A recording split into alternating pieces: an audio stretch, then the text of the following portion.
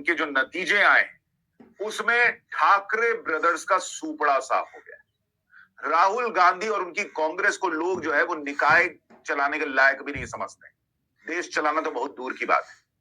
और इसलिए आज इस वीडियो में आपको बताऊंगा कि नरेंद्र मोदी ने एक बहुत बड़ा चमत्कार किया है जो इस देश के इतिहास में कभी नहीं हुआ। कैसे? वो सिर्फ बीएमसी के लिहाज से नहीं कह रहा, आज आपको बताऊंगा कि वो मैं क्यों कह रहा हूं।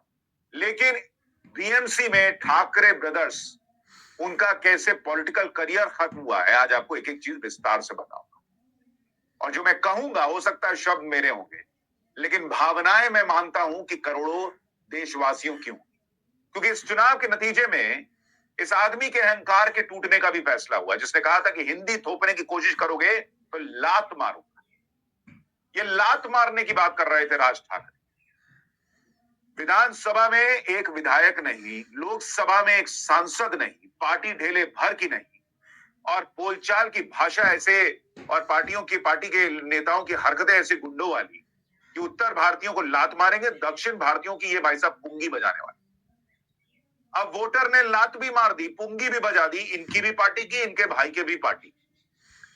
और इसलिए मैं आपको कह रहा हूं कि इस नतीजे के बड़े मायने हैं। ठाकरे ब्रदर्स का गेम ओवर, ऐसी हेडलाइंस छप रही हैं। बीएमसी में पहली बार बीजेपी को बहुमत मिला है। शिंदे का साथ काम आया है। शरद पवार को बड़ा झटका, राहुल गांधी को बड़ा झटका, कैसे आगे बताऊंगा। नागपुर, पुणे, नासिक, हर जगह भगवा लहरा रहा है। 29 में से 20 निगम में बीजेपी का परचम लहरा गया। कुछ जगह तो है कि भाई 24-25 में भी बीजेपी आगे चल रही है। तो कई जगहों पर 29 नगर निगम में से लेकर ऑलमोस्ट 20-24-25 में बीजेपी जो है वो बढ़त हासिल किए हुए है। ये इस वक्त बीजेपी गठबंधन की स्थिति है महाराष्ट्र के अंदर। और इसीलिए जब ऐसी चर्चाएं हो रही है, सारी चीजें सामने आ रही हैं। देखिए, मैं आपको कह रहा था ना, कुछ जगहों पर ये भी देखिए, एक जगह छपा है कि 29 में से 23 में बीजेपी गठबंधन आ गए। तो मुझे लगता है दिन खत्म होते होते तक ये आंकड़ा जो है वो और आगे चला जाएगा। और लोग जो है वो अलग अलग तरीके से मजे ले रहे हैं।